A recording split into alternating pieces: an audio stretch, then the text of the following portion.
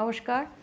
পশ্চিমবঙ্গ সরকারের বিজ্ঞান প্রযুক্তি এবং জৈব প্রযুক্তি দপ্তর ও সংসদের পক্ষ থেকে ২৯তম প্রশান্তচন্দ্র মহালানবিশ স্মৃতি বক্তৃতায় আপনাদের সবাইকে স্বাগত জানাই।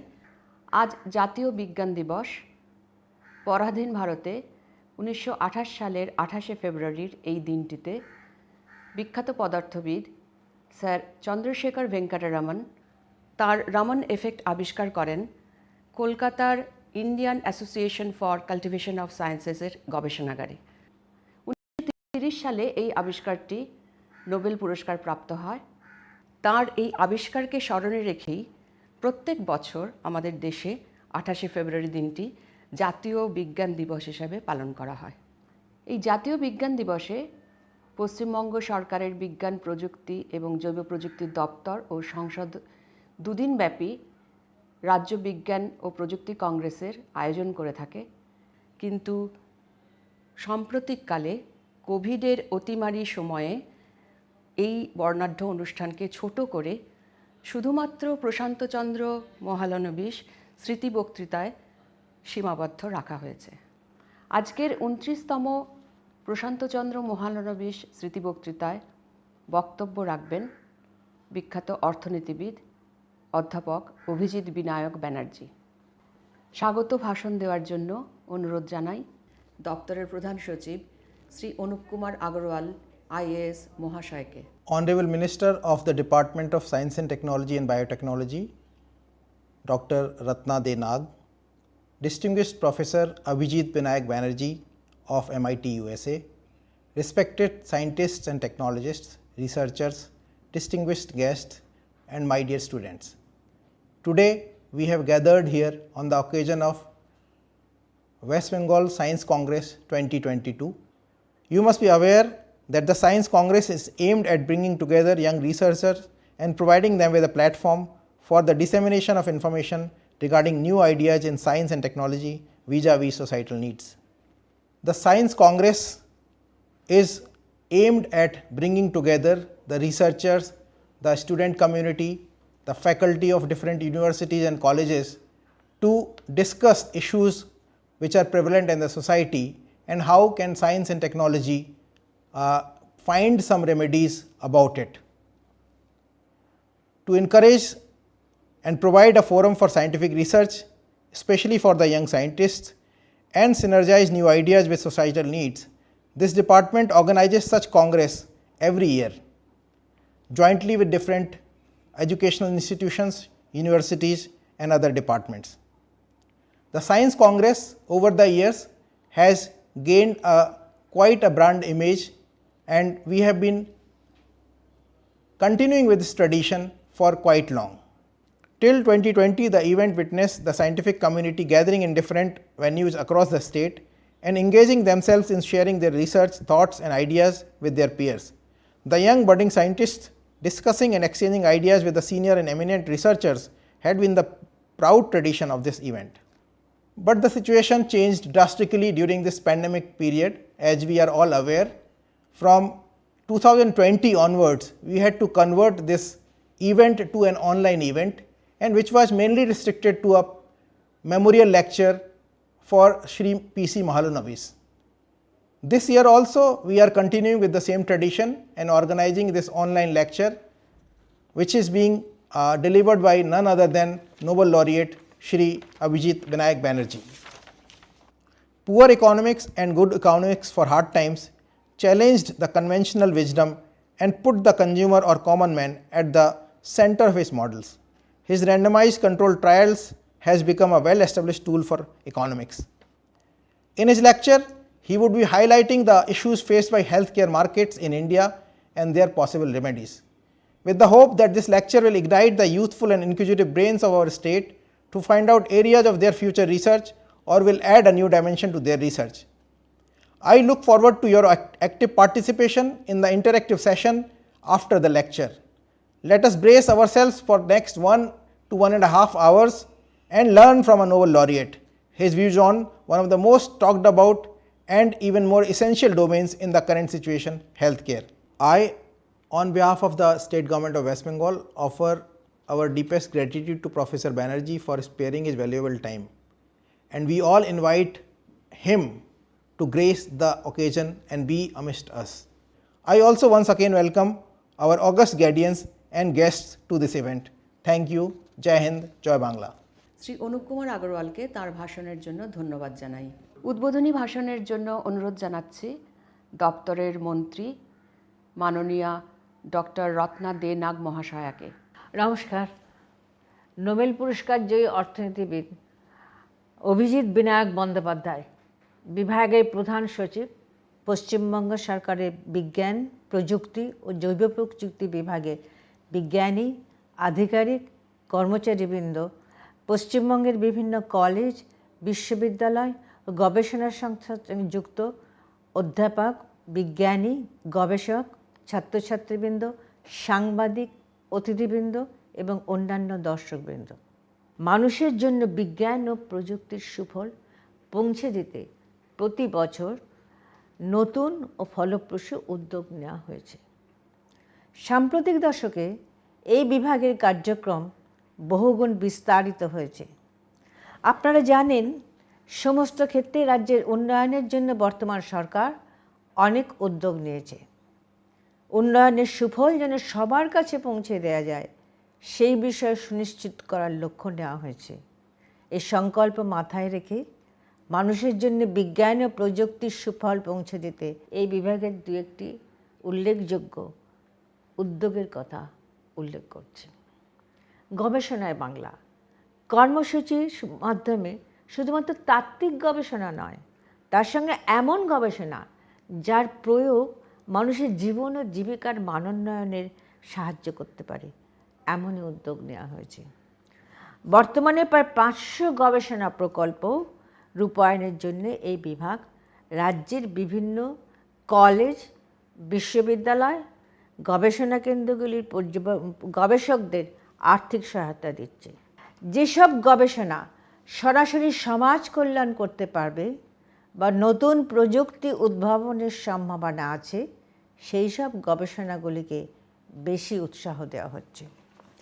এর মধ্যে দু একটি সফল প্রকল্পের গবেষণার বিষয় হলো জলের গুণমান নিরীক্ষণের জন্য সেন্সর উদ্ভাবন, development of sensor for online water quality monitoring, গ্রামীণ এলাকার জন্য স্বল্পমূল্যে রেটিনোপ্যাথিক শনাক্তকরণ, স্বল্পমূল্যে ক্রনিক অবস্ট্রাকটিভ ডিজিজ সিওপিডির জন্য point of care technology, plastic বর্জ্যের সাহায্যে সিমেন্ট তৈরি, নতুন প্রযুক্তির উদ্ভাবনতার বিকাশ, ক্ষুদ্র উদ্যোক্তা তৈরি ইত্যাদি বিষয় মাথায় রেখে সম্প্রতি টেকনোলজি ডেভেলপমেন্ট অ্যাডাপ্টেশন সেন্টার তৈরি করা হয়েছে।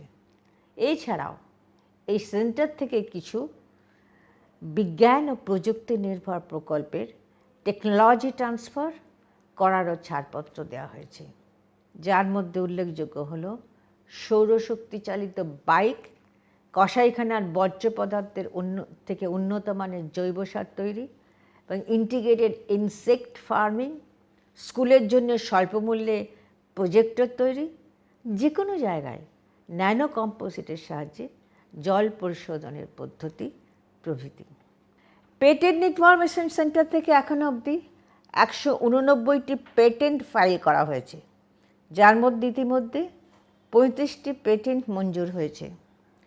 25টি জিওগ্রাফিক্যাল ইন্ডিকেটর জিআই ফাইল করা হয়েছে, যার মধ্যে 17টি মঞ্জুর হয়েছে।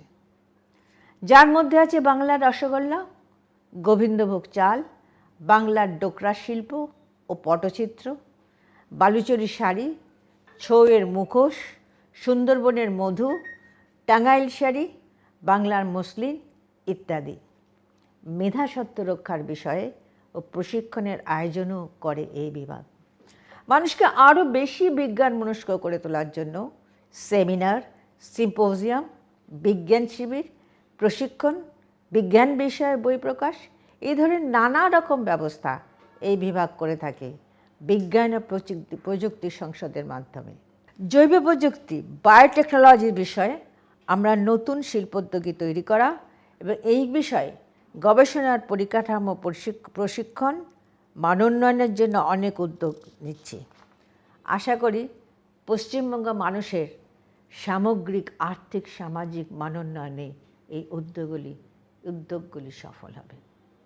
এই বিজ্ঞান শিল্পোদ্যোগকে উৎসাহ দিতে কলকাতা বায়োটেক পার্ক তৈরি হচ্ছে। এছাড়া আছে এবিসিটি প্রকল্প, adapt biotechnology for community development. এর উদ্দেশ্য হল বিভিন্ন গবেষণালব্ধ ফলাফল ও আবিষ্কারকে সাধারণ মানুষের কাছে পৌঁছে দেওয়া, বিশেষ করে গ্রামীণ ও উপজাতীয় মানুষ এবং মহিলাদের হাতে তুলে দিয়ে তাদের সামগ্রিক আর্থসামাজিক উন্নয়ন ঘটানো। উপগ্রহ ও অন্যান্য তথ্য ব্যবহার করে জিও ইনফরমেটিক্স এই শাখা সরকারের বিভিন্ন প্রকল্প পরিকল্পনা রূপায়ণে ও উন্নয়নে সাহায্য করে। এর দু একটি উদাহরণ হলো ল্যান্ড ব্যাংক তৈরি করা, মাইনর ইরিগেশন সেন্টার, পানীয় জল সরবরাহ প্রকল্প, কলকাতা পুলিশের সহায়তা করা, চাষযোগ্য প্রতি জমির সন্ধান দেওয়া ইত্যাদি। এই উদীয়মান প্রযুক্তি বিষয়ের ছাত্রছাত্রী, অধ্যাপক ও সরকারি দপ্তরের কর্মীদের জন্য নানা রকম প্রয়োগমুখী পাঠ্যক্রমের আয়োজন করা হয়েছে। সব শেষে আমি পশ্চিমবঙ্গ রাজ্য বিজ্ঞান ও প্রযুক্তি কংগ্রেসের বিষয়ে দু একটা কথা বলবো। প্রতি বছর আমাদের এই বিভাগ রাজ্য বিজ্ঞান ও কংগ্রেস এবং 3টি আঞ্চলিক কংগ্রেসের আয়োজন করে থাকে। প্রতি বছর প্রায় ১৫০০ বিজ্ঞানী ও গবেষক এই অনুষ্ঠানে গবেষণাপত্র পাঠ করেন। এর অন্যতম উদ্দেশ্য হল আঞ্চলিক ও রাজ্য স্তরে বেস্ট পেপার অ্যাওয়ার্ডের মাধ্যমে তরুণ বিজ্ঞানীদের উৎসাহ দেওয়া, সমাজের প্রয়োজনের সঙ্গে তারা তাদের কাজগুলিকে যাতে মেলাতে পারে সেই বিষয়ে ধারণা দেওয়া এবং নিজেদের মধ্যে জ্ঞানের আদান প্রদান করতে পারে। 29তম বছরে কোভিড সংক্রান্ত বিধিনিষেধের জন্য বিজ্ঞান ও প্রযুক্তি কংগ্রেস শুধুমাত্র প্রশান্তচন্দ্র মহালানবিস স্মৃতি বক্তৃতা অনলাইনে আয়োজনের মধ্যেই সীমাবদ্ধ রাখতে হয়েছিল। আমরা অত্যন্ত আনন্দিত যে নোবেল পুরস্কার বিজয়ী অর্থনীতিবিদ অধ্যাপক অভিজিৎ বিনায়ক বন্দ্যোপাধ্যায় এবারের এই বক্তৃতাটা দেবেন। আমি পশ্চিমবঙ্গ সরকারের পক্ষ থেকে তাকে গভীর কৃতজ্ঞতা জানাই। আশা করি তার বক্তৃতা থেকে দর্শকরা খুব উপকৃত হবেন এবং রাজ্যের সমস্যাগুলি মোকাবিলা করার জন্য উদ্ভাবনী উপায় খুঁজে বার করার আন্তরিক চেষ্টা করবেন। সকলকে ধন্যবাদ জানাই। এই অনুষ্ঠানে অংশগ্রহণকারী যারা আছেন এবং এই অনুষ্ঠানের সফলতা কামনা করি। ধন্যবাদ। মাননীয় মন্ত্রীকে ধন্যবাদ জানাই তার মূল্যবান বক্তব্যের জন্য। এখন আমাদের প্রশান্তচন্দ্র মহালানবিস স্মৃতি বক্তৃতা শুরু হচ্ছে এবং এই বক্তৃতার বক্তব্য রাখবেন অধ্যাপক অভিজিৎ বিনায়ক ব্যানার্জি। তাঁর সম্পর্কে দু চার কথা। অধ্যাপক ব্যানার্জি একজন বিশ্ববরেণ্য অর্থনীতিবিদ। তাঁর পৃথকভাবে কোনো পরিচিতির প্রয়োজন নেই। দারিদ্র্য দূরীকরণের প্রচেষ্টায় বিভিন্ন উন্নয়ন প্রকল্পের কার্যকারিতার মূল্যায়নের জন্য অধ্যাপক ব্যানার্জির র্যান্ডমাইজড কন্ট্রোল ট্রায়ালের যুগান্তকারী গবেষণা ও কাজ পৃথিবীর বিভিন্ন দেশের সরকার ও আন্তর্জাতিক সংস্থার নীতি নির্ধারণের জন্য নিরন্তর ব্যবহৃত হচ্ছে। অধ্যাপক ব্যানার্জির শৈশব ও কৈশোর কেটেছে কলকাতাতেই। তাঁর ছাত্রজীবনের শুরু কলকাতার সাউথ পয়েন্ট স্কুলে। 1981 সালে তিনি অর্থনীতিতে প্রেসিডেন্সি থেকে বিএসসি সম্মান লাভ করেন। 1983 সালে জওহরলাল নেহেরু বিশ্ববিদ্যালয় দিল্লি থেকে MA করেন। 1988 সালে পিএইচডি করেন হার্ভার্ড বিশ্ববিদ্যালয় থেকে। অর্থনীতিতে পিএইচডি গবেষণায় তার বিষয়টি ছিল এসেস ইন ইনফরমেশন ইকোনমিক্স। তিনি হার্ভার্ড ও প্রিন্সটন বিশ্ববিদ্যালয়েও অধ্যাপনার কাজে নিযুক্ত ছিলেন। অধ্যাপক ব্যানার্জি বর্তমানে ম্যাসাচুসেটস ইনস্টিটিউট অফ টেকনোলজির অধীনে ফোর্ড ফাউন্ডেশনের অর্থনীতি বিভাগে আন্তর্জাতিক অধ্যাপক হিসাবে কর্মরত আছেন। তার কাজের মূল লক্ষ্য হল অর্থনৈতিক উন্নয়ন। তিনি অনেক আন্তর্জাতিক সম্মান ও পুরস্কারে ভূষিত হয়েছেন। 2009 সালে তিনি ইনফোসিস পুরস্কার প্রাপ্ত হন। 2014 সালে কিয়েল ইনস্টিটিউট থেকে বার্নহার্ড হার্মস প্রাইজ পান। অধ্যাপক ব্যানার্জি 2019 সালে আলফ্রেড নোবেল স্মরণে অর্থনৈতিক বিজ্ঞানে জভেরিজেস রিক্সব্যাংক প্রাইজ যৌথভাবে পান এস্থার ডাফলো ও মাইকেল ক্রেমারের সঙ্গে। আন্তর্জাতিক ক্ষেত্রে দারিদ্র্য দূরীকরণের জন্য তাদের পরীক্ষামূলক দৃষ্টিভঙ্গির জন্য এই নোবেল পুরস্কার দেওয়া হয়েছে। তিনি অমর্ত্য সেনের পর অর্থনীতিতে নোবেল প্রাপক দ্বিতীয় বাঙালি এবং নোবেলজয়ী চতুর্থ বাঙালি। পুরস্কার দেওয়ার সময় নোবেল কর্তৃপক্ষ বলেছিলেন, এই বছরের নোবেল বিজেতাদের গবেষণা দুনিয়াভর দারিদ্র্যের সঙ্গে যুদ্ধ করার জন্য নতুন হাতিয়ারের সন্ধান দিয়েছে।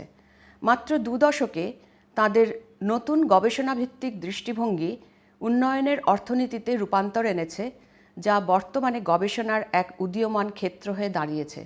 এখন অর্থনীতির গবেষণায় এটি অন্যতম পাথেয় মডেল। নোবেল পুরস্কারের মুখপাত্র ব্যাখ্যা করেছেন, এই অর্থনীতিবিদদের বৈশিষ্ট্য হল উন্নয়ন অর্থনীতির সমস্যাগুলি নিয়ে, বিশেষ করে দারিদ্র্য দূরীকরণের ব্যাপারে তারা সমস্যাজনক সেই সব অংশগুলিকেও ক্ষুদ্রতর অংশে ভেঙে নেওয়ার এবং বোঝার চেষ্টা করেছেন কোন নীতি কাজ করছে, কোন নীতি করেনি। তিনি দেশি বিদেশি বহু খ্যাতনামা অর্থনীতি বিশ্লেষণ ও উন্নয়ন বিষয়ক গবেষণা সংস্থার সঙ্গে যুক্ত। তিনি Consortium on Financial Systems and পভার্টির একজন সদস্য। তিনি ইউনাইটেড নেশনসের ইউএন সেক্রেটারি জেনারেলের high level panel of eminent persons on the post 2015 development এজেন্ডার সদস্য।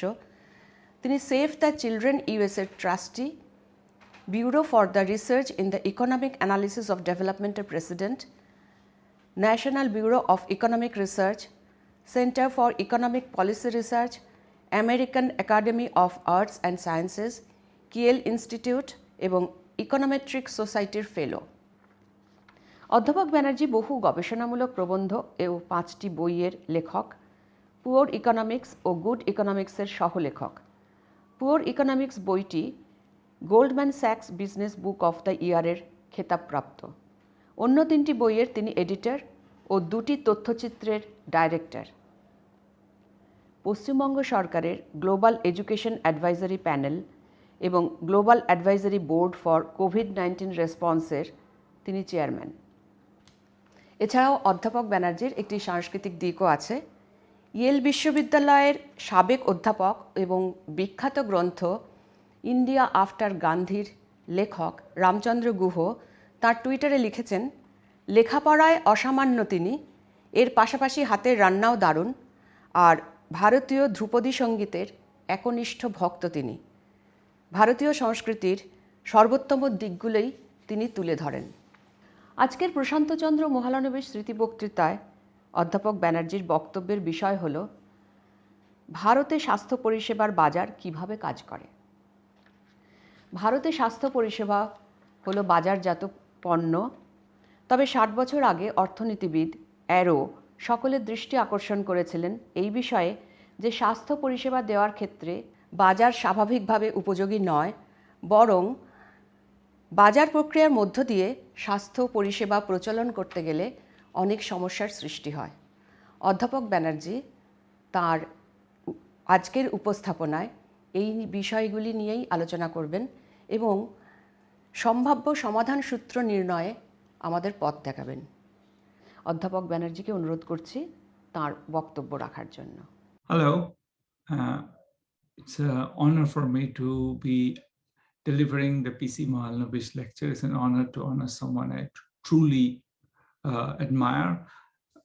It's also an honor for me, especially because the inaugural lecturer was PP Adhikari, who I knew as a young man. For both of these reasons, for my lifetime admiration of Professor Mahalanobish and for my attachment and association with Professor Adhikari, I particularly am appreciative of being invited to give this lecture. So we talk about market for healthcare in India. It's based on joint work with Abhijit Chaudhary, Jishnu Das, Jeff Hammer, Reshma Husam, and Akash Mohapal, but also more generally about a lifetime of working on this issue, starting in the late 90s with Esther Duflo and Angus Deaton. So I'm going to bring strands of that into this talk. I think the starting point of this is that healthcare in India is delivered by the market, which is something of a strange thing for many people. I mean, many people think that healthcare is one of the things that should not be delivered by the market, and I don't fundamentally disagree. And yet it is I think in India, healthcare should be thought of as a market, albeit a market that doesn't function very well. And I'm going to not actually say anything about why that's the case, why the market is there. And it's a combination of failure of regulation and failure of the government healthcare system, but I don't want to get into that topic. I want to tell you about the market itself, because in some ways it's less understood than the usual complaints about the failure of the government healthcare system. So what is this market and how could one deal with it better? I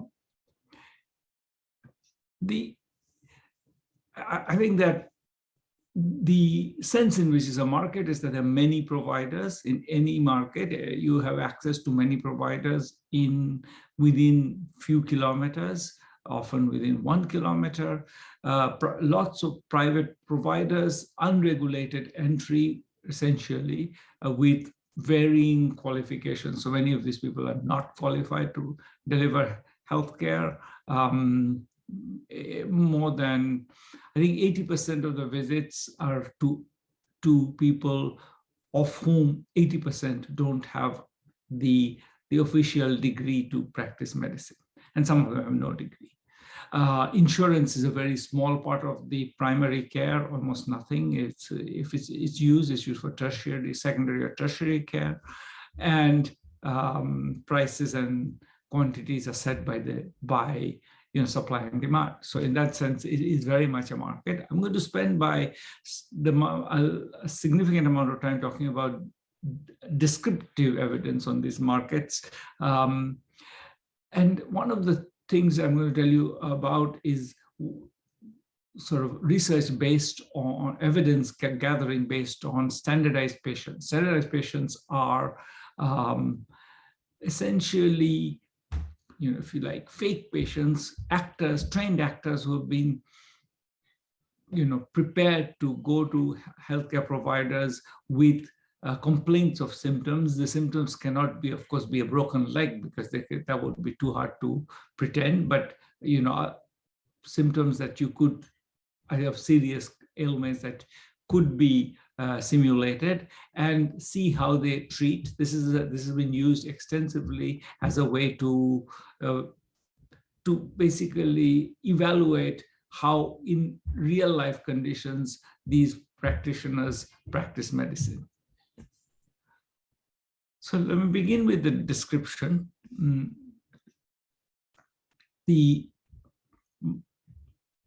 This is a fact. I said 80% of the first contacts are with free-for-service private sector. Out of those 80%, almost have no medical degree. 18% have some other degree, so like not an MBBS, like a bachelor of homeopathic medical science, or Unani medical science, or Ayurvedic medical science, there are lots of these, 3.6, 3.5 providers almost in average village who has no degree whatsoever, and you can see the rest. And that's goes with the public system, which is, at least on paper, the providers are all more qualified. Even the A&Ms are, the nurses have to have a qualification, and they're free, but for reasons that I won't go into, have only 20% of the market share. Partly this is access. So when the PHCs, the public health centers, the slightly bigger health centers are present, then that number is a bit higher. This data comes from, as I said, from the standardized patients. They go to the doctors, they say things like, I have a crushing chest pain and feeling very anxious. That's a typical symptom of heart disease, some kind of heart condition. And we have now, this has been done by my co-authors, especially by Jishnu Das for some years now. And I think they're consistent with the various tests they have put on it, that this is something that you can do without being detected. So they're not reacting to the fact that these are standardized patients. There are people who are saying, I came from outside the village, you don't know me, but I was visiting a cousin and now I'm really sick. And there were 3 conditions typically used. After that, you do many months later so that people, they don't connect, that the providers don't connect this, you reveal,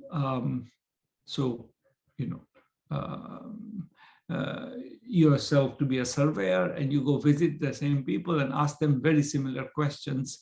And you see why that's important when I come back to it, very similar questions.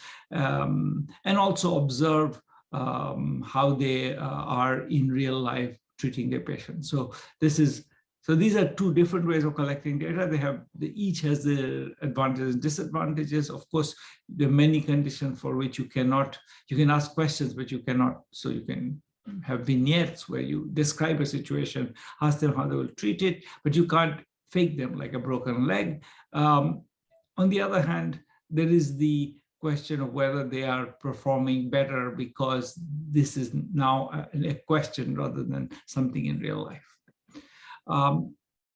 The data comes from these 7 studies, 5 in India, and 1 in China, 1 in Nairobi, and mostly there's a mixture of rural and urban, at least in India. And the conditions are, vary. So sometimes the pretended conditions are asthma, diarrhea, and angina. Sometimes it's TB. Sometimes, so those are basically the different conditions that are being used for these tests. So this is going to be somewhat important. You can imagine there are different ways in which you could get the treatment right or wrong. For example, for angina, the right treatment is take an aspirin and get an ECG. You don't try to treat more than that. I just take an aspirin to, and these correct treatments were prescribed by a set of doctors at places like AIMS. So these were sort of the experts on these things. We got the correct treatments from them. Over-treatment would be, get an ECG and get some antibiotics, which will do nothing good, but won't particularly be, but the ECG is the important one. And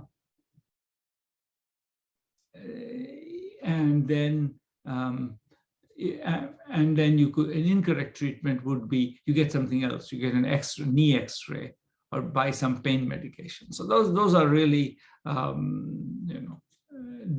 different things. And here's the numbers that sort of should get you concerned. Incorrect treatment, meaning you didn't get any of the things that are recommended, was as high as 90% in Delhi, 70% in Mumbai, 70% in Madhya Pradesh, 76% in Birbhum. But even in China, where the healthcare system is not exactly like ours, it was 64%.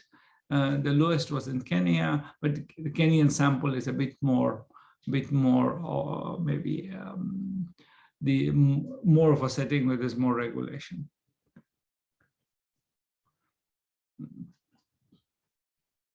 But even Kenya is close to 50%.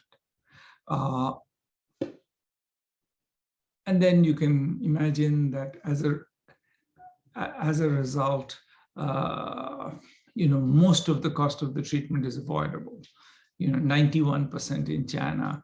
You just spend most of the money is stuff that you didn't need to do. So those are dual concerns. It's waste of money, and you're not getting the right treatment, which in the case of angina is going to be life-threatening, obviously, or in the case of TB. So it's a genuinely sort of first-order concern. Now, the first question that this prompts, and is it's well, I mean, you can see that this is not. I mean, this is a bigger problem, unfortunately, than just the unregulated, unqualified doctors that we mentioned. I will, even the private unqualified doctors do, badly, but it's not that the public doctors do so well. In Madhya Pradesh, there's a gap between them. The fraction of total cost that was, so the fraction, let's say, just take, the fraction of total cost that was avoidable is higher for the government, for the private unqualified providers, but it's also high for the private qualified providers, and it's high for the government doctors. So everybody's over-treating, and often over-treating or under-treating, in the sense that they are not giving any of the right medicine. So that's true across the board, and the extent is more extreme with the private providers, but not to an extent that one would find reassuring, that if we only could just replace them. Now, as I will argue, this is obviously 80% of the market is supplied by these people, so it's not easy to replace them. Now, first question is, the first reaction to someone, you say such a fact that people are doing badly, the reaction is training. And I already warned you that that's probably not entirely the case, because you can see it among the private qualified providers as well. So that's not just due to lack of knowledge. You can see that. And remember, when I say it's incorrect treatment, it means literally giving nothing that's useful. So that's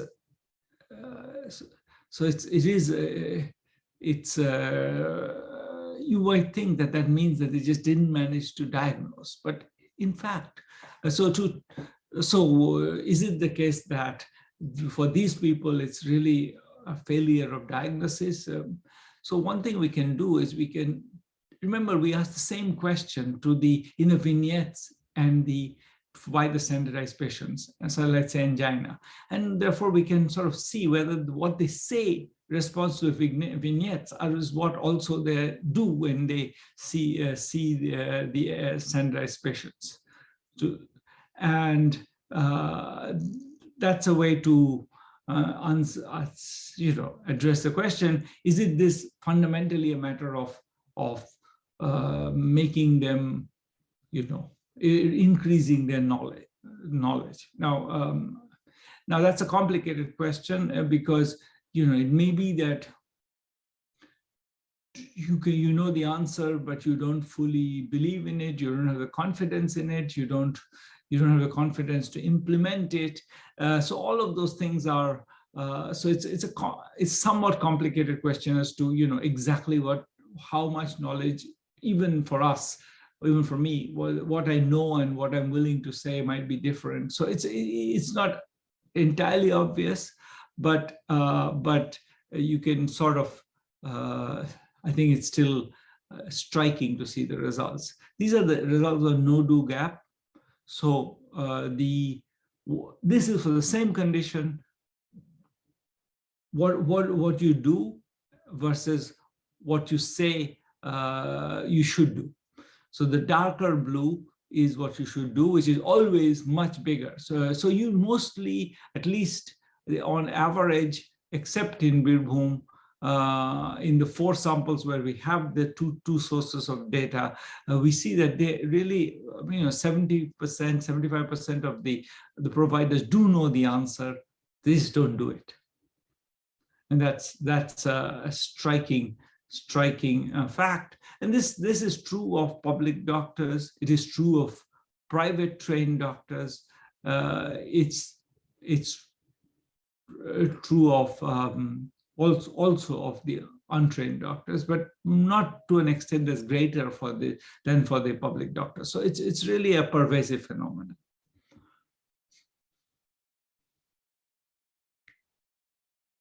This is just another way to do it. Let me, I think the fact is very straightforward, which is that there's some statistics you may want to do to correct for certain issues, but once you correct it, you don't get anything very different. You get exactly the same thing, which is that people do a lot less than they say. I'm going to skip this in the interest of having more time at the end.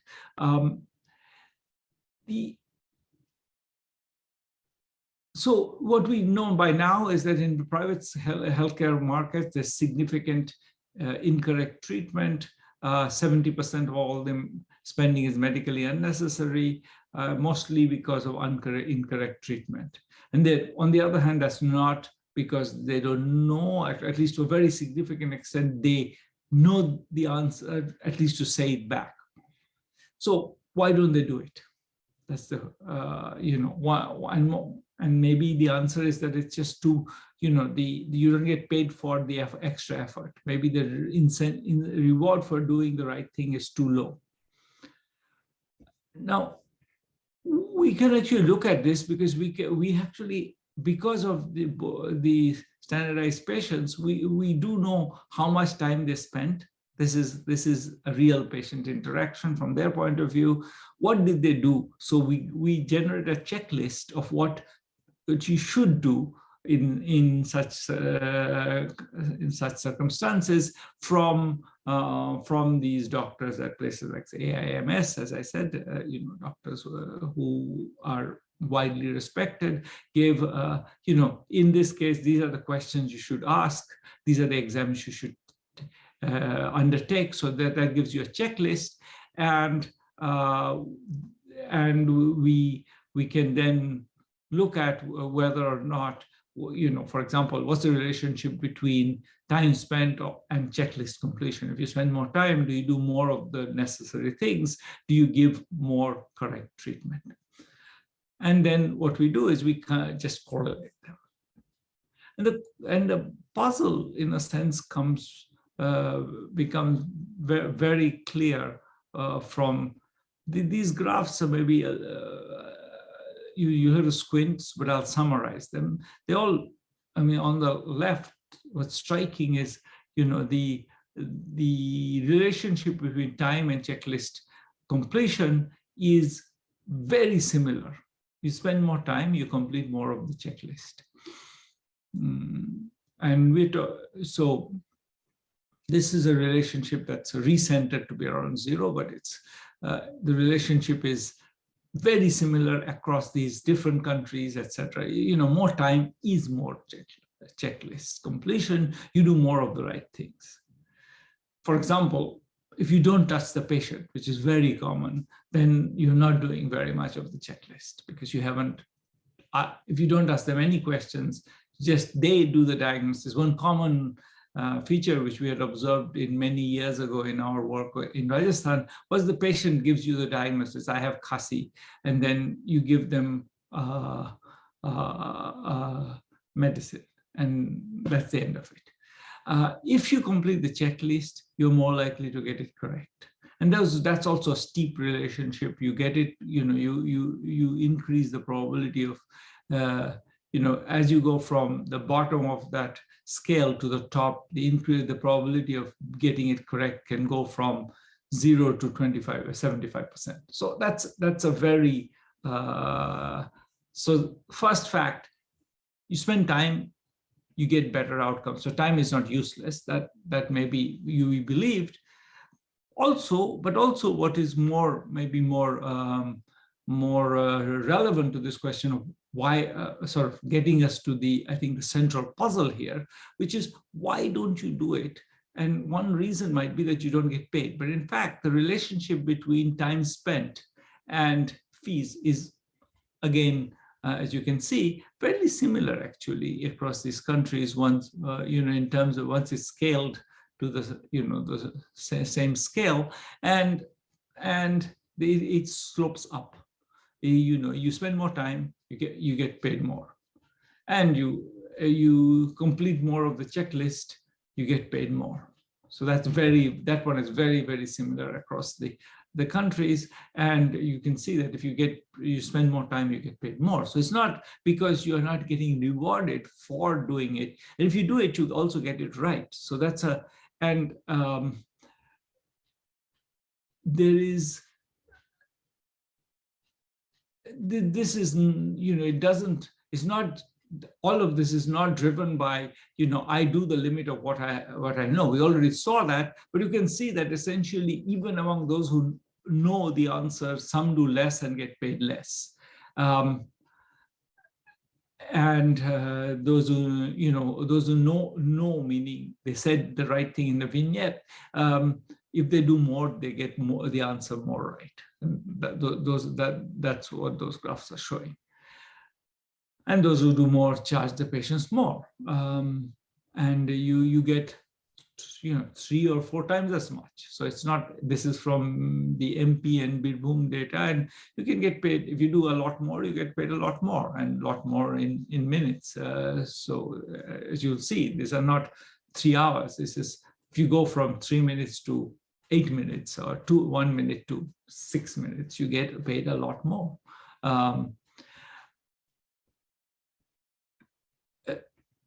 So and you can with the people, you can use the data. This is using the data from the standardized patients, but you could also look at what they do with real patients. Now that has the downside that maybe somebody is watching, so you behave better than you normally do or worse than you normally do. You might be strategically reacting to the fact that there is somebody observing you. But if you do, the advantage of that is that you can you can compare what happened to the same provider. How does he perform relative to himself? So when he does more, does he get paid more, and is he more is he more likely to be right? So this is what is sometimes are called fixed effects. So you can control for, you can just look at, if I first saw Mr. A and I spent 1 minute and I gave him a diagnosis, versus then Miss B, and then with her I spent 7 minutes and I gave her a diagnosis. Do I do better? Do I get paid more? And the answer is, again, there's lots of variation. People do vary in terms of how much times they spend. This is time spent in minutes. It could be as much as 10 or 12 minutes. It's not 3 hours. And when you see that, you can see that basically, the price you get paid trebles as you go from the bottom of that scale, which is 1-2 minutes, to the top of the scale, which is 10-15 minutes. And you get the checklist completion also goes up as you spend more time. So that's all saying that there is a reward. Apparently, there's a reward for spending more time, and spending more time gets you right. So why don't they do it? And one possible answer is that they are time constrained, that they just don't have enough time. This takes a long time to do. They're too busy to ask more questions. The next patient is waiting, so they can't do it. And that turns out to be not true, because they seem to be spending very little time during the day with patients. So they're often in the office, or office is often part of their home, one part of their home, for something like 7-8 hours a day. And the amount of time that they spend with patients is more like the peak is at 15 minutes in Madhya Pradesh, and in 30 minutes in Birbhum, 27 minutes in Birbhum. So it's really like, that's the whole day. That's the total amount of time they spend in a day. So that's in other words, there's hours and hours and hours that they're doing nothing. So that leaves us with the puzzle, which is, how do we understand provider behavior? Well, these providers are not time constrained.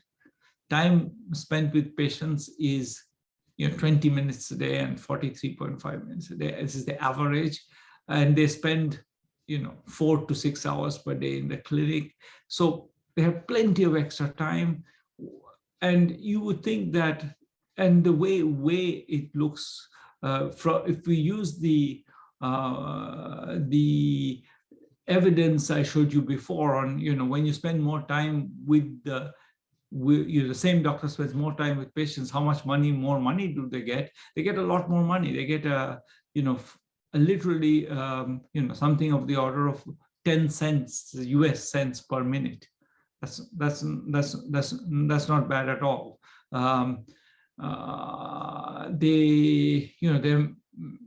They're really not making much money. I mean, they're sort of at minimum wage.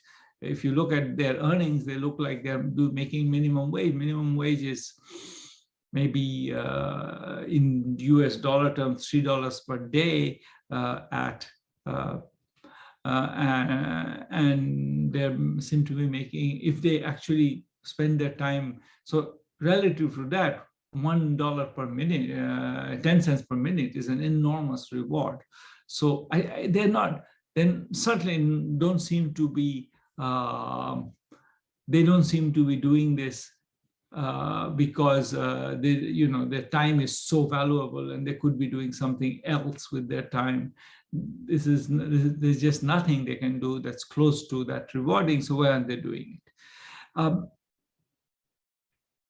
So I think our explanation, which is, I think I want to explain the explanation a bit, because I think it's important to understand why what's happening is happening in order to then go towards a set of policy recommendations.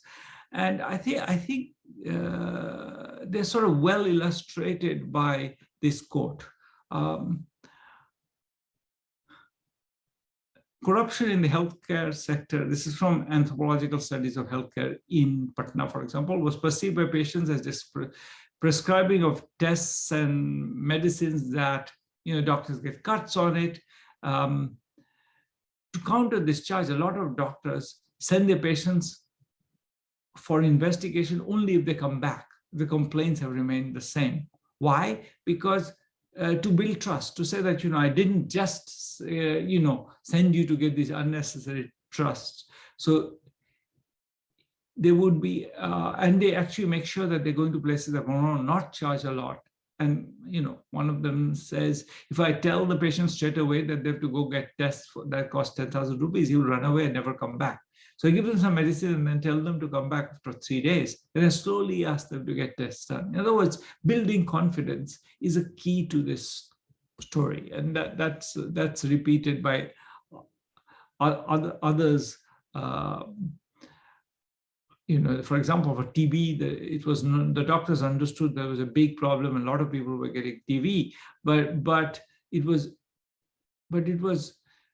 the doctor had to reassure the patient that he is not ordering x-rays because of commissions and not prescribing medications that are free and ineffective because he's getting a cut from the pharmaceutical company. So it's not, in other words, the doctor really needs to convince the patient that they are not being cheated. And I think the general point is that the clinical encounter is not just an exhibition of power on part of the doctor and resistance part of the patients. It's a negotiation. The doctors have to convince the patient that actually, so both are suspicious. When the patient is suspicious of the doctor knows that, so he's reacting to it, and that makes the negotiation slow and inefficient. This is an example of something that Kenneth Arrow, one of the greatest economists of the 20th century, and who wrote in one of the most perceptive writers on healthcare, wrote about this in 1963. And I think the key point that he's making is that it's not that the healthcare is a trust relation. A trust relation, one consequence of such trust relations is that a physician cannot act, or at least appear to act, as if he's maximizing his income at every moment of time, as a signal to the buyer of his intention to act as thoroughly in the buyer's interest as possible. The physician avoids the obvious stigmata of profit maximizing. Purely arm's length bargaining behavior would be incompatible, not logically, but surely psychologically, with trust relations. From these special relations come the various forms of ethical behavior discussed above, and so also, I suggest, the relative unimportance of profit making in hospitals. So in other words, doctors want to, they do want to make money, but they don't want to look like they're trying to make money. And that's very important in understanding what's happening. It's a defensive reaction. So in other words, the provider is trying to build trust. So when patients are new, they do the minimum and they actually charge very little, with the hope that the patient will eventually come back and sort of see that they're trying to do their best, and then be willing to accept more advanced treatments. A consequence of this, and I'm almost out of time, so is that we should observe variation in quality across providers, and there'll be no-do gaps, because essentially I know what to do, but I don't do it because I'm a bit worried that the patient will run away if I do it. So I have to build trust. And if I convince the patient, if something exogenous, something from outside convinces the patient that in fact there is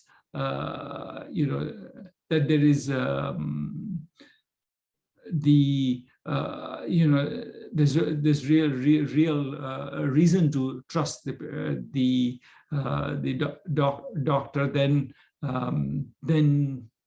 things would get better. So this is a work from West Bengal. We did a randomized control trial where providers were given 9 months of training by Dr. Abhijit Banerjee's group, and we look at we show that this increases correct treatment by 13%, which is not insubstantial, and there's no effect really on knowledge. I'm going to skip that because so performance goes up, and it's only the ones who already knew a lot that perform better. They already had a lot of knowledge. Knowledge doesn't change. And the effects are, so and I'm going to skip this point, which I want to finish. And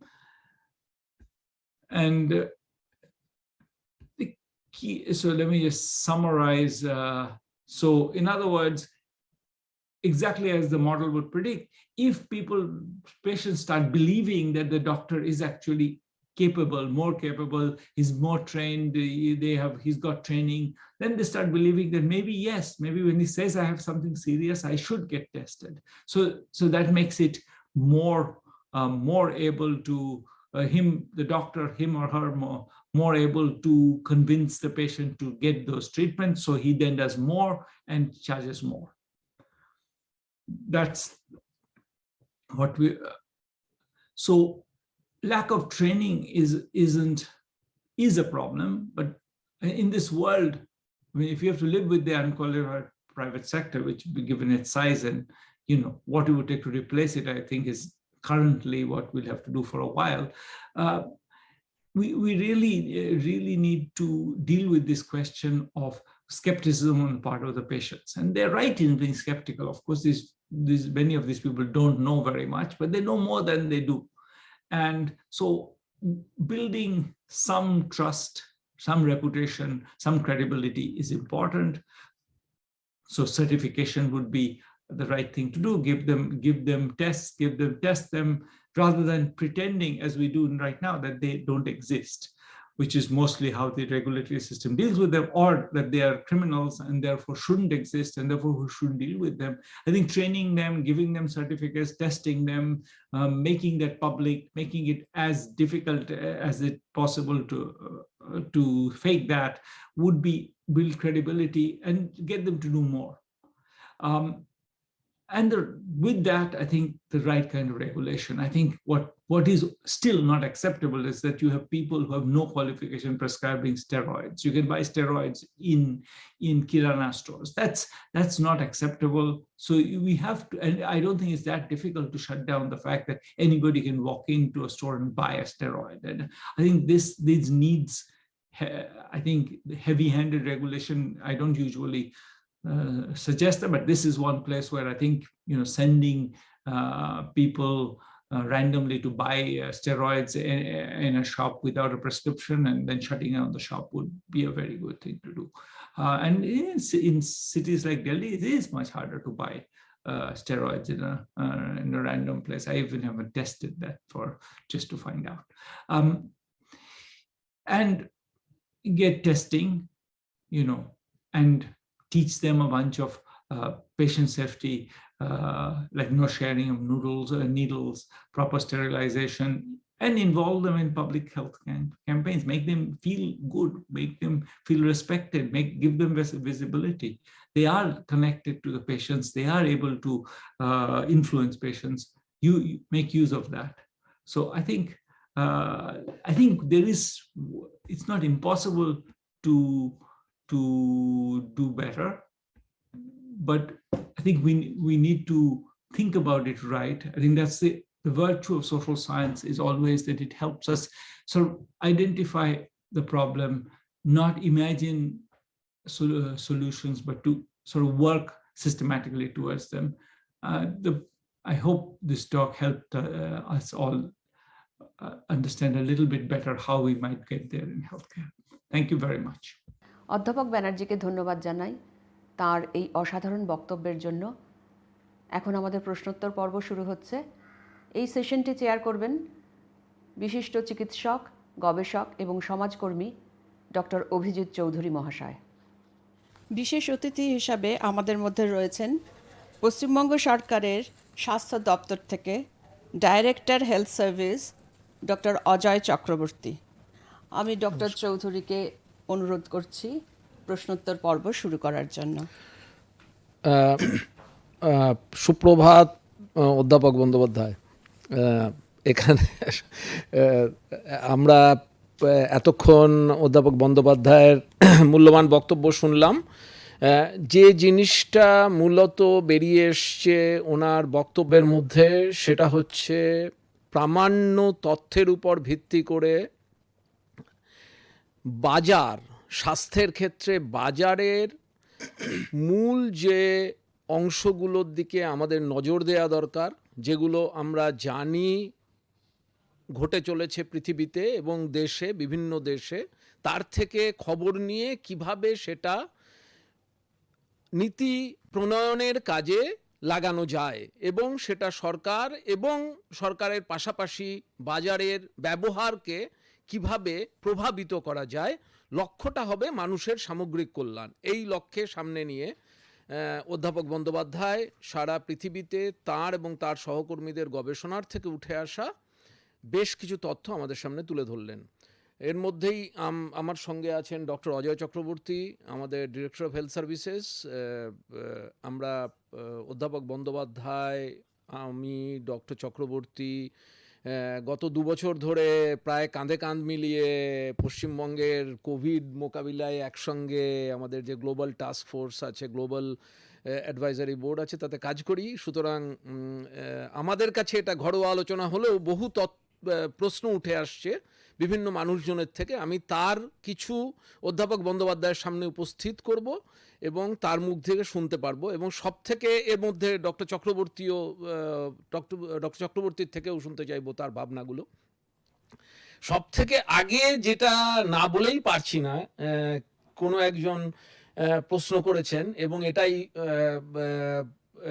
খুব বোধহয় স্বাভাবিক ছিল, অনেক নিচে ছিল কিন্তু আমি তুলে নিয়ে এসেছি প্রশ্নটাকে। অভিজিৎ বন্দ্যোপাধ্যায়কে সামনে পেয়ে তিনি উদ্দীপ্ত হয়ে প্রশ্ন করেছেন, আপনি যদি র্যান্ডামাইজড কন্ট্রোল ট্রায়ালটা একটু সরলভাবে আমাদের বলেন। খুব খুব খুব মজার প্রশ্ন, কিন্তু আমার মনে হয় এই র্যান্ডামাইজড কন্ট্রোল ট্রায়াল নিয়ে যেহেতু অধ্যাপক বন্দ্যোপাধ্যায়ের মূল গবেষণা, আমরা তার থেকে দুটো কথা শুনে নিয়েই অন্যান্য প্রশ্নগুলোতে যাব। আজকে তিনি যে ব্যাপারে বক্তব্য পেশ করেছেন সে ব্যাপারে। অধ্যাপক বন্দ্যোপাধ্যায়, শোনা যাচ্ছে না? নমস্কার।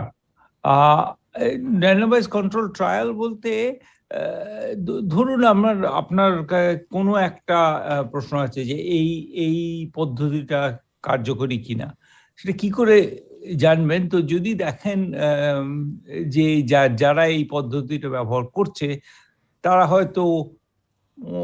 হয়তো যারা করছে না তাদের থেকে বেশি ভালো ফলাফল পাচ্ছে, কিন্তু তার থেকে বোঝা শক্ত যে এই পদ্ধতিটা কার্যকরী কিনা। কারণ যারা নিজেরা সেইটাকে বেছে নিয়েছেন তারা হয়তো অন্যান্যভাবেও অন্যরকম, তারা হয়তো দূরদর্শী, তারা হয়তো চিন্তা করেছেন, তারা হয়তো পড়াশোনা করেছেন ইত্যাদি। তো সুতরাং যদি আমরা সত্যি জানতে চাই যে এই পদ্ধতিটা যদি আমি যে কোনো একটা লোককে দিই তাহলে সেটা কার্যকরী হবে কিনা, তাহলে আমাদের যেটা করণীয় সেটা হচ্ছে যে যারা পাচ্ছেন এই পদ্ধতিটা বা যাদের আমরা উৎসাহিত করছি এই পদ্ধতিটা নিতে, আর যারা করছি না তারা যেন একরকম হয়। এবং তার একটা খুব সহজ উপায় হচ্ছে, তাদের যদি আমরা একটা লটারি করে, র্যান্ডমাইজ বলতে লটারি করে তাদের যদি চুজ করি, একটা লটারিতে যারা জিতলেন তাদের আমরা এই পদ্ধতিটা এখন উৎসাহিত করলাম নিতে, যারা জিতলেন না তাদের উৎসাহিত করলাম না। এবং এইবার এই দুটো দল একদম একরকম, কারণ আমরা লটারিতে কে জেতে কে হারে তাতে তাদের সাথে কোনো ক্ষমতার বা তাদের অন্যান্য কোনো গুণাবলীর সম্পর্ক নেই। সুতরাং তখন আমরা তৎক্ষণাৎ বুঝতে পারবো যে ঠিক আছে যে এটা কার্যকরী না। কারণ যে দলটা এটা পদ্ধতিটা নিয়েছে এবং যারা নেয়নি তারা আর সবভাবে একরকম। এই সহজ পদ্ধতিটা, এই সহজ প্রণালীটা ওষুধের ব্যাপারে প্রচুর ব্যবহার হয়। নানা রকম ওষুধের চিকিৎসার জন্য আমরা দেখি যে এই র্যান্ডমাইজ কন্ট্রোল ট্রায়াল করে দেখা হয় এটা কাজ করে কিনা। আমরা কোভিডের ক্ষেত্রে এটা দেখেছি, নানা রকম ভ্যাকসিনের ক্ষেত্রে। এখন কিন্তু এটা গত ধরুন 20-25 বছর ধরে এটা সোশ্যাল সায়েন্সে পলিসি ইভ্যালুয়েশনেও ব্যবহার হচ্ছে, যে এবং সেই কাজটাকে আমাদের সোশ্যাল সায়েন্সের ভেতরে র্যান্ডমাইজ কন্ট্রোল ট্রায়াল বলা হয়। ঠিক। আপনি এক্স্যাক্টলি যে কাজ নিয়ে আজকে আলোচনা করলেন সেই কাজের প্রেক্ষিতেই অনেকগুলো প্রশ্ন আছে, সব প্রশ্ন হয়তো আমরা নিয়ে উঠতে পারবো না। তার মধ্যে কিছু বেছে নিয়ে আমরা অধ্যাপক বন্দ্যোপাধ্যায়ের সামনে উপস্থিত করব এবং ডক্টর চক্রবর্তী তার সঙ্গে পার্টিসিপেট করবেন। একটা প্রশ্ন যেটা আমার মনে হয় আপনার বক্তৃতার প্রেক্ষিতে ইমিডিয়েটলি প্রাসঙ্গিক, সেটা হচ্ছে ভারতবর্ষের গ্রামের প্রেক্ষিতে যারা গ্রামীণ চিকিৎসকই বলুন, স্বাস্থ্য পরিষেবকই বলুন, তারা বোধহয় খুব গুরুত্বপূর্ণ ভূমিকা পালন করেন এবং এই সারা ভারতেই এই চিত্র উঠে এসছে এবং আপনিও সে নিয়ে গবেষণা করেছেন। তো এই প্রশ্নটা হচ্ছে যে এদেরকে কি ট্রেন করা উচিত কিংবা নিষিদ্ধ করা উচিত? খুব ডাইকোটমাস প্রশ্ন, দ্বিমুখী প্রশ্ন, কিন্তু এই প্রশ্নটা উঠে আসছে খুব স্বাভাবিকভাবেই যখনই গ্রামীণ চিকিৎসক, গ্রামীণ স্বাস্থ্য পরিষেবক এদের নিয়ে কোনো আলোচনাই কোনো মঞ্চে হয়, তখনই এই প্রশ্ন উঠে আসে। এই প্রশ্নটা আপনার অভিমত আমরা একটু শুনে নিতে চাইবো। আমি এরপরে ডক্টর চক্রবর্তীকে পশ্চিমবঙ্গ সরকারের স্বাস্থ্য দপ্তর এ ব্যাপারে কি উদ্যোগ নিয়েছেন, কি করেছেন সে ব্যাপারে একটু এরপরে বলবো, অধ্যাপক বন্দ্যোপাধ্যায়ের হয়ে যাওয়ার পরে। অধ্যাপক বন্দ্যোপাধ্যায়। আমাদের এখন অবধি আমাদের দেশে সরকারি এবং মেডিকেল কাউন্সিল অফ ইন্ডিয়া ইত্যাদির দিক থেকে দেখা হয়েছে যে এদের পূর্ণভাবে বন্ধ করে দেওয়া উচিত। এইটাই আমাদের চলছিল, এই মতেরই আমাদের চলছিল যে এদের বন্ধ করে, কারণ এরা সত্যি আমাদের যে নিয়মটা হচ্ছে যে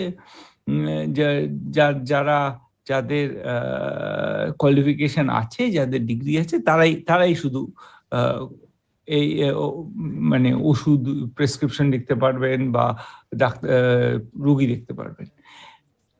সমস্যাটা হচ্ছে যে আমাদের দেশে প্রায় কোনো লোক, কোনো কোয়ালিফাইড ডাক্তার গ্রামে থাকতে চায় না, পাঠালেও পালিয়ে যায়, এবং পালিয়ে যায় শুধু নয়, আমরা দেখিয়েছি রাজস্থানে আসে না, মানে কাজে আসে না, মানে ডাক্তার হেন কি নার্স, ট্রেন নার্স, তারাও কোনোদিন কাজে আসে। আমরা দেখেছি 25-30% দিন যখন র্যান্ডমলি গিয়ে দেখেছি যে আসে কিনা, 25% দিনে হয়তো ডাক্তার ছিল। প্রাইমারি হেলথ সেন্টারগুলো মানে রাজস্থানে তখন, আমি বলছি 20 বছর আগের কথা, হয়তো অনেক উন্নতি হয়েছে, আমি বলছি না পশ্চিমবঙ্গে ঠিক এইরকম, কিন্তু আমরা দেখেছিলাম যে প্রায় প্রাইমারি হেলথ সেন্টার খোলা, কিন্তু প্রায় কোনোটাতেই কোনো ডাক্তার নেই। মানে যে খুলেছে, সে যে পরিষ্কার করে সে খুলে রেখেছে, সেই অনেক সময় ওষুধ দিচ্ছে যে পরিষ্কার করে, কিন্তু ডাক্তারের কোনো চিহ্ন নেই।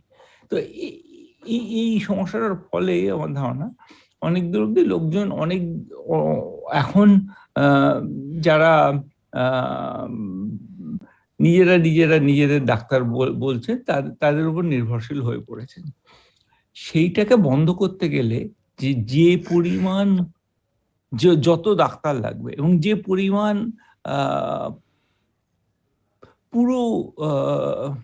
পুরো সিস্টেমের একটা পরিশোধন লাগবে, সেটা এখনই হওয়ার আমি কোনো সম্ভাবনা দেখছি না। মানে এতে প্রচুর গোড়া থেকে, আমরা আমার ছোটবেলায় সবসময় লোকে বলতো আমূল সংস্কার করা দরকার, কারণ কেউ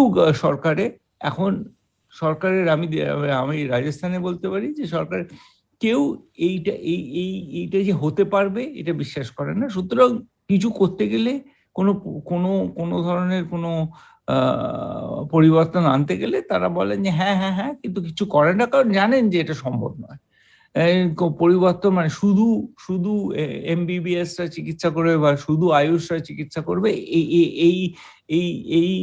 এই যে ধরনের সরকার মাঝে মাঝে বলেন যে এটাই আমাদের উদ্দেশ্য, কিন্তু তারপরে কেউই এটা কিছু করে না, কারণ সবাই জানেন। আমি দেখেছি যে কেন যে কোনো ডাক্তারখানায় যে কোনো লোক গিয়ে যে কোনো ওষুধ কিনতে পারে, তার একটা কারণ হচ্ছে যে জানে যে ডাক্তারদের যদি শুধু পুরোপুরি নির্ভর করি তাহলে গরিব লোকের চিকিৎসা বন্ধ হয়ে যাবে। তো এখন সমস্যাটা হচ্ছে, সুতরাং এদের দিয়ে কি করে ভালো কাজ করানো যায়, অন্যথাটা আমার অন্তত ধারণা, ডক্টর চক্রবর্তীর মত শুনতে চাই, অন্যথা হচ্ছে যে অন্য যে এদের সম্পূর্ণ বাদ দিয়ে দেওয়া যাওয়া যে একটা ধারণা, সেটা আমার কাছে প্র্যাকটিক্যাল মনে হয়। সুতরাং আমি ব্যক্তিগত মনে করি এদের দিয়ে কাজ কি করে আরো ভালো করানো যায় এইটা নিয়ে আমাদের আরো রিসার্চ করা উচিত। এবং এই বিষয়ে অভিজিৎ চৌধুরী, আমি এবং আমরা কয়েকজনে মিলে একটা র্যান্ডমাইজ কন্ট্রোল ট্রায়াল করেছিলাম। লিভার ফাউন্ডেশন থেকে ট্রেনিং দিয়েছিল এই ইয়েদের, আমি সেটা উল্লেখও করেছিলাম এই আমার বক্তৃতায়। এই আমরা যাদের বলি RHCP, rural health care provider, তাদের ট্রেনিং দিয়েছিল। প্রতি 9 মাস ধরে ট্রেনিংটা চলেছিল। প্রতি শনিবার এবং রোববার ট্রেনিং হচ্ছিল। এর ফলে দেখা যায় যে এদের যে চিকিৎসা প্রণালী, এতে অনেকটাই উন্নতি হয়েছিল। 13% উন্নতি হয়েছিল আমাদের হিসেবে। তো সেই আরো করা যায়, আমরা শেষ নয়, তার থেকে অনেক বেশি উন্নতি করা যায়। সেই উন্নতিগুলো কি করে করা হবে এবং সেই উন্নতিগুলোর পেছনে কি ধরনের সরকারি প্রচেষ্টা দরকার, এই নিয়ে এখন আমরা আলোচনা করছি এবং ডক্টর চক্রবর্তীর মত শুনতে চাই। ঠিক, আমি সেটাই ভাবছিলাম যে পশ্চিমবঙ্গে রাজ্য সরকার, স্বাস্থ্য দপ্তর যে উদ্যোগগুলো নিয়েছেন, ডক্টর চক্রবর্তী সেটার মূল পরিচালক। আমরা তার থেকে শুনে নেব এই ব্যাপারে পশ্চিমবঙ্গ সরকারের স্বাস্থ্য দপ্তর কি কি কাজ করছে। ধন্যবাদ প্রফেসর ব্যানার্জি, আপনি যেগুলো বলেছেন সেগুলো অত্যন্ত সুচিন্তিত এবং একদম প্রেক্ষিত, একদম পরিষ্কার কথা, বাস্তবকে স্বীকার আমাদের করে নিতে হবে। সত্যি কথা যে আমাদের দুটো মত আছে এবং এই দুটো মতের মধ্যে ডেফিনেটলি আমাদের মনে রাখতে হবে যে গ্রামের মানুষও মানুষ, তাদের স্বাস্থ্য নিয়ে ছিনিমিনি খেলার অধিকার কারণ নেই। তাই সরকারে যখন কোনো প্রকল্প ভাববেন বা কোনো কর্মসূচি ভাববেন, তখন সেই ব্যাপারটা, এই যে মানবিক অধিকারটা, তার সুষ্ঠু চিকিৎসা, সঠিক বিজ্ঞানভিত্তিক চিকিৎসা পাওয়া, সেটা যেমন অধিকার আছে, কিন্তু এটাও মানতে হবে যে তার নামে যেন তার পুরো চিকিৎসা পাওয়ার সুযোগটাই বঞ্চিত করে দিই।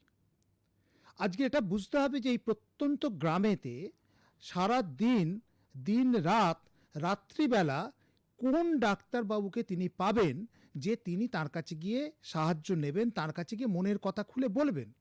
সুতরাং রাত বিরাতে যদি বিপদ পড়ে, তাহলে আমাদের কিন্তু এই গ্রামীণ যারা চিকিৎসা প্রদানকারী আছেন, তারা কোয়ালিফাইড নাও হতে পারেন, কিন্তু তার কাছেই আমাকে যেতে হবে। তিনি আমার ভরসার জায়গা, বিপদে তিনি আমার পাশে থাকেন এবং তাকে আমি খুঁজে পাই। সুতরাং এই বাস্তবটাকে আমরা কখনোই অবজ্ঞা করতে পারবো না, এই বাস্তবটাকে মেনেই নিতে হবে।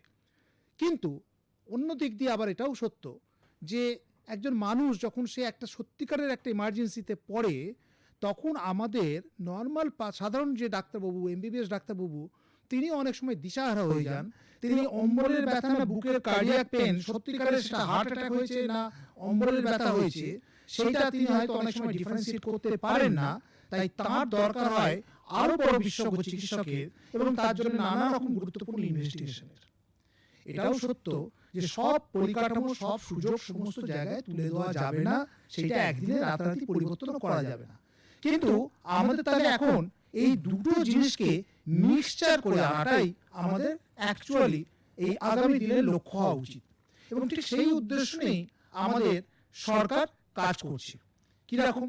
প্রথম কথা হচ্ছে গিয়ে যে যতখানিটা পেরিফেরিতে মডার্ন চিকিৎসা, সেটা ডাক্তারবাবু যদি নাও যান নিজে হতে, কিন্তু তাহলেও সেই পরিষেবাটা যাতে মানুষ পেতে পারেন তার ব্যবস্থা করা।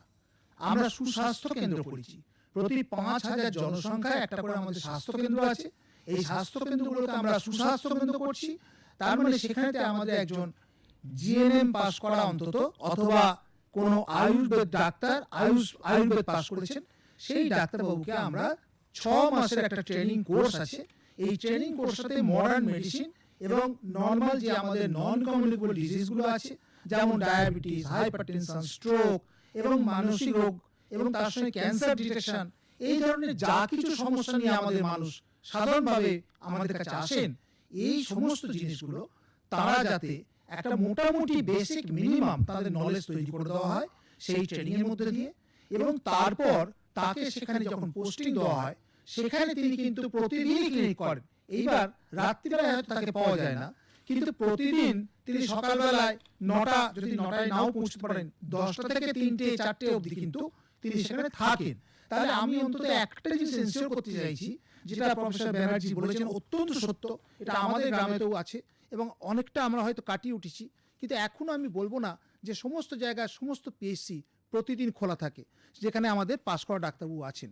কিন্তু পিএইচসি একটা ক্যাটার করে মোটামুটি 25 থেকে 30 হাজার পপুলেশন অ্যাজ পার নর্ম। আমাদের এখানে পপুলেশন অনুযায়ী হয়তো সেটা এখনও 30 থেকে 40 হাজার পপুলেশনকে তারা ক্যাটার করছেন, কিন্তু সেই জায়গায় সব দিন কি যে ডাক্তারবাবু যেতে পারছেন তা নয়, সপ্তাহে হয়তো 3 দিন করে নিয়ে যাচ্ছেন, বা কোনো জায়গায় 2 দিন যাচ্ছেন, আবার কোনো জায়গায় 5 দিন 7 দিন যাচ্ছেন।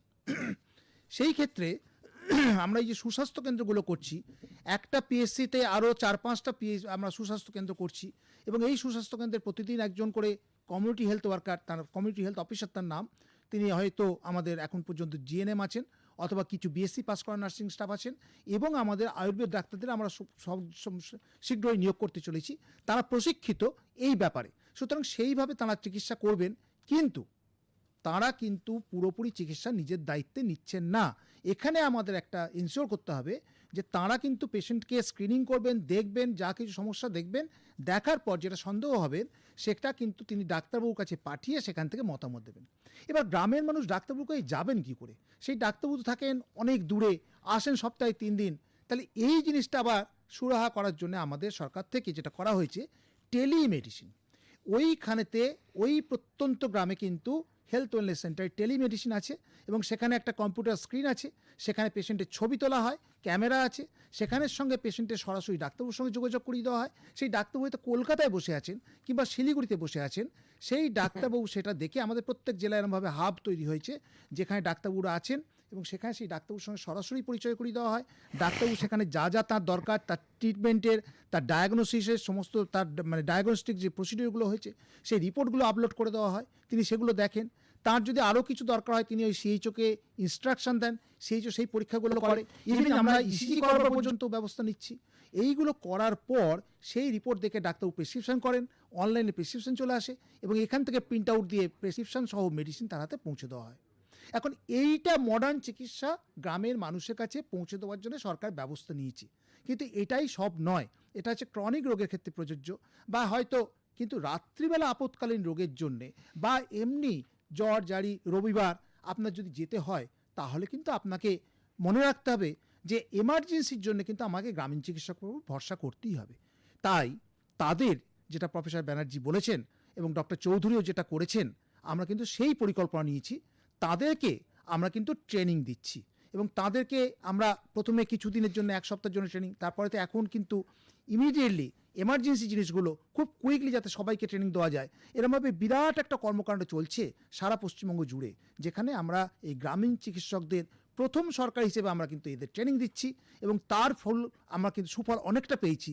যাতে করে যেটা দুটো জিনিস আমরা খুব ভালো পেয়েছি, যে বিপদে আপদে রাতবৃত্তে তারা কিন্তু একটা মডার্ন মেডিসিনের বা মডার্ন একটা জ্ঞান কিছুটা ইমপ্রুভড, যারা চিকিৎসা করছেন তাদের কিন্তু জানার খিদেটাও খুব আছে। তারা নিজে হাতে যে চিকিৎসা করছেন তিনি জানেন, কিন্তু তিনি সবটা জানেন না, এই জ্ঞানটা তার আছে। তাই যখন ট্রেনিংগুলো দেওয়া হয় আমরা লক্ষ্য করেছি তাদের মধ্যে অত্যন্ত মানে আকর্ষণ আছে ট্রেনিংটা নেওয়ার জন্যে, সেখান থেকে শিক্ষাটা গ্রহণ করার জন্যে। এবং সেই জন্যে একটা জিনিস আমরা সবাই জানি যে অ্যাডাল্ট ব্রেন যেটা খুব রিকোয়ার্ড হয়, যেটা তার কাজে লাগবে বলে মনে করে, সেটা সে খুব সুন্দর রিক্রুট করে নেয়। সুতরাং এই ট্রেনিংটা আমরা খুব সুফল খুব তাড়াতাড়ি সেই জন্য পাচ্ছি যে তারা সেটা নিচ্ছেন, এবং তার ফলে চিকিৎসা পরিকাঠামো এবং চিকিৎসা যেটা তারা প্রদান করছেন তার মধ্যে একটা গুণগত পরিবর্তন এসছে। এইটা আমরা আগামী দিনে চালিয়ে যাব যাতে করে সেই জিনিসটা হয়। এবং তারপরেতে তারা যখন দেখছেন, আরেকটা জিনিস আমরা যেটা বড় জিনিস করতে পেরেছি, সেটা হচ্ছে referral at the right time, যে ঠিক সময় তিনি রেফার করে দিচ্ছেন, পেশেন্ট খুব খারাপ যাতে না হয়ে যায় সেই বিপদ চিহ্নগুলো তিনি জানতে পারছেন, বুঝতে পারছেন, শনাক্ত করতে পারছেন, এবং সেই অনুযায়ী তিনি কিন্তু প্রপার চ্যানেলে। আর একটা কথা কি বলবো জানেন তো, পুরো জিনিসটাই আমাদের একটা টিম ওয়ার্ক। এই যে আমাদের নন ইনফর্মাল হেলথ কেয়ার প্রোভাইডার, তার সঙ্গে আমাদের সরকারি স্বাস্থ্য ব্যবস্থা, আমাদের ডাক্তার, আমাদের সিএইচও, সবটা মিলিয়ে এই যে টিম ওয়ার্ক, গ্রামের মানুষের পাশে দাঁড়ানো, এখানে কিন্তু পারস্পরিক আস্থা এবং বিশ্বাসটা খুব জরুরি। এই বিশ্বাসের দরজাটা কিন্তু সাধারণভাবে মিউচুয়াল রেসপেক্ট ছাড়া হয় না। এই মিউচুয়াল রেসপেক্টটা কিন্তু ছিল না। আজকের এই ট্রেনিংয়ের কল্যাণে আমি বলবো, এবং আমরা যেহেতু তাদের ভাই বলে কাছে ডেকে নিয়েছি, এই স্বীকৃতি তাদের দিয়েছি, এবং তাই জন্য তারাও কিন্তু এই সরকারি পরিষেবা তারাও কিন্তু রেফার করছেন, তারাও কিন্তু এই সম্মান দিচ্ছেন, আবার আমরাও তাদের সম্মান দিচ্ছি। সুতরাং it is a now very healthy environment through out the rural Bengal. আমরা আশা করব এইভাবে যদি আমরা চলতে পারি, তাহলে নিশ্চয়ই গ্রামীণ বাংলায় স্বাস্থ্য পরিষেবার ক্ষেত্রে একটা বিপ্লব আসবে। ধন্যবাদ। ধন্যবাদ ডক্টর চক্রবর্তী। ডক্টর চক্রবর্তী পশ্চিমবঙ্গের গ্রামীণ স্বাস্থ্য পরিষেবকদের প্রশিক্ষণের মূল যে ভাবনা সেটা বিধৃত করলেন। আমি ওনার সুরে রেশ টেনে দুটো জিনিস যোগ করতে চাই, কারণ মাঝে মাঝে এই নিয়ে বেশ কিছু কনফিউশন হয় এবং সেই কনফিউশনগুলোর বহুদিনের ভিত্তি আছে। এক হচ্ছে রাজ্য সরকারের যে প্রশিক্ষণ কর্মসূচি, সেই কর্মসূচি যেটা তৈরি হয়েছে, কার্যক্রম যেটা তৈরি হয়েছে, সেটাতে মূল লক্ষ্য রাখা হয়েছে কি তাদেরকে শেখানো হবে, কি করতে হবে না এবং কি করতে হবে। অর্থাৎ মূল লক্ষ্য হচ্ছে, আমরা যদি ধরেও নিই যে তারা ঠিক কাজ করেন না, যেটা অধ্যাপক বন্দ্যোপাধ্যায় যে গবেষণার কথা বললেন তার থেকে বেরিয়ে এসেছে, এবং এটাও বেরিয়ে এসেছে তাদের প্রশিক্ষণ দিলে তাদের কাজ করার ক্ষমতা বাড়ে। তো এইটাকে মাথায় রেখেই এটা তৈরি করা হয়েছে। এবং এর পাশাপাশি যেটা বারবার বলা হয় যারা শিক্ষার্থী তাদেরকে, যে তারা উন্নত স্বাস্থ্যকর্মী এবং তারা কখনোই পাশ করা চিকিৎসক নন। এবং এটা যারা প্রশিক্ষণ দেন, এবং প্রশিক্ষণ দেওয়া হয় বিভিন্ন নার্সিং সেন্টার থেকে, আমাদের যারা নার্সিং প্রশিক্ষক আছেন তারা যে প্রশিক্ষণটা দেন, এবং এটা পুরোটা বেরিয়ে এসছে অধ্যাপক বন্দ্যোপাধ্যায়ের নেতৃত্বে পরিচালিত যে গবেষণা বিভিন্ন জায়গায় হয়েছে এবং বীরভূমে হয়েছে তার থেকে, এবং পশ্চিমবঙ্গ সরকার তার থেকে নির্যাসটুকু টেনে নিয়ে সেটাকে পলিসিতে পরিণত করেছে। কাজেই এ ব্যাপারে কোনো সংশয়ের জায়গা নেই, এবং এদেরকে পরিষ্কার বলেও দেওয়া হয় যে তোমরা কোনোদিন সরকারি চাকরি পাবে না। কিন্তু ডক্টর চক্রবর্তী যেটা খুব গুরুত্বপূর্ণ ভাবে তুলে ধরলেন, যে এর ফলে যেটা তৈরি হয়েছে সেটা হচ্ছে গ্রামগুলোতে যে স্বাস্থ্যকর্মীরা নানান কাজে নিয়োজিত নিজের মতন করে, যারা বাজারের হয়ে কাজ করছেন, এই গ্রামীণ স্বাস্থ্যকর্মীরা তারা বাজারের কাজ করেন, যাদের আমরা গ্রামীণ চিকিৎসক বলি, যারা আমাদের সিস্টেমের মধ্যে আছেন আশাকর্মী বা সিএইচও ইত্যাদি, তাদের মধ্যে একটা অদ্ভুত রকমের সহযোগিতা এবং পারস্পরিক যোগাযোগের একটা জায়গা তৈরি হয়েছে, যেটা আমার মনে হয় ভবিষ্যতে, কারণ স্বাস্থ্যক্ষেত্রে কোনো উদ্যোগী একদিনে ফল সবসময় দেয় না, এই পার্টিকুলারলি স্বাস্থ্য ব্যবস্থার মধ্যে আমরা আশা করব ভবিষ্যতে এটা আরও উপযোগী হয়ে উঠে আসবে। কাজেই ট্রেনিংয়ের প্রশ্নটা আমার মনে হয় আমরা এক্ষেত্রে দাঁড়িয়ে এই জায়গায় এই সিদ্ধান্তেই পৌঁছলাম যে রাজ্য সরকার তাদেরকে ট্রেনিং দিচ্ছে কোন লক্ষ্য নিয়ে। অধ্যাপক বন্দ্যোপাধ্যায় একটা বারবার অনেকের থেকেই একটা প্রশ্ন উঠে এসছে, এবং সেই প্রশ্নটা হচ্ছে যে আপনি আপনার বক্তৃতায় উল্লেখ করেছেন, কিন্তু তার মধ্যে বক্তৃতার পরিসরের মধ্যে ঢোকার সুযোগ পাননি, সেটা হচ্ছে স্বাস্থ্য ব্যবস্থায় নিয়ন্ত্রণ, বাজারের ভূমিকাকে কতটা নিয়ন্ত্রণ করা দরকার এবং কিভাবে নিয়ন্ত্রণ হবে। এবং কয়েকজন এই প্রশ্নে গিয়ে নিয়ন্ত্রণের ক্ষেত্রে ব্যবহারিক নিয়ন্ত্রণ এবং চিকিৎসার মূল্যমানের নিয়ন্ত্রণের প্রশ্ন আদৌ উপযোগী এবং প্রয়োজনীয় কিনা, এবং তাতে বাজারের ভূমিকাটা মানুষের কল্যাণে আরো ভালো হতে পারে কিনা সেই প্রশ্ন তুলেছেন। এ ব্যাপারে আপনার ভাবনা একটু আমরা জানতে চাইব। দিকে এটা নিয়ে একটু বলার চেষ্টা করেছিলাম, সেটা আর একটু খুলে বলি।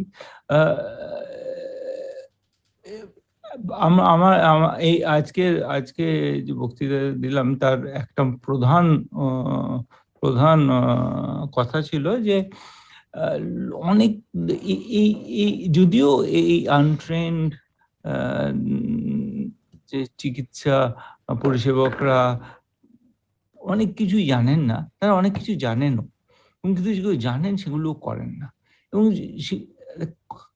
না করার কারণ আমাদের ধারণা যে তারা মনে করেন যে যদি আমি রুগীকে হঠাৎ চট করে বলি যে এইবার যা তুই ইয়ে করে আয়, ইসিজি কর, তাহলে সে মনে করবে যে আমি তাকে ঠকাচ্ছি, কোনোভাবে পয়সা পয়সা পয়সা খাওয়ার একটা ব্যবস্থা করেছি। সুতরাং তারা একটু একটু করে তাদের রোগীদের রিঅ্যাসিওর করেন, মনে করেন তাদের তাদের একটু প্রথমে একটুখানি ওষুধ দেন, তারপরে আর একটু বেশি দেন, এইভাবে তাদের টেনে নেওয়ার চেষ্টা করেন। তো তার একটা ফল হচ্ছে যে তারা যা করতে পারেন, যেটা জানেন, সেটাও করেন না। আমাদের এই যখন আমরা এই লিভার ফাউন্ডেশনের সাথে যে কাজটা করেছিলাম, তখন তাদের যে দেখেছিলাম যে চিকিৎসার উন্নতি হয়েছে, কিন্তু চিকিৎসার উন্নতির আর প্রধান কারণটা এটা নয় যে যারা চিকিৎসক তাদের জ্ঞানের উন্নতি হয়েছে।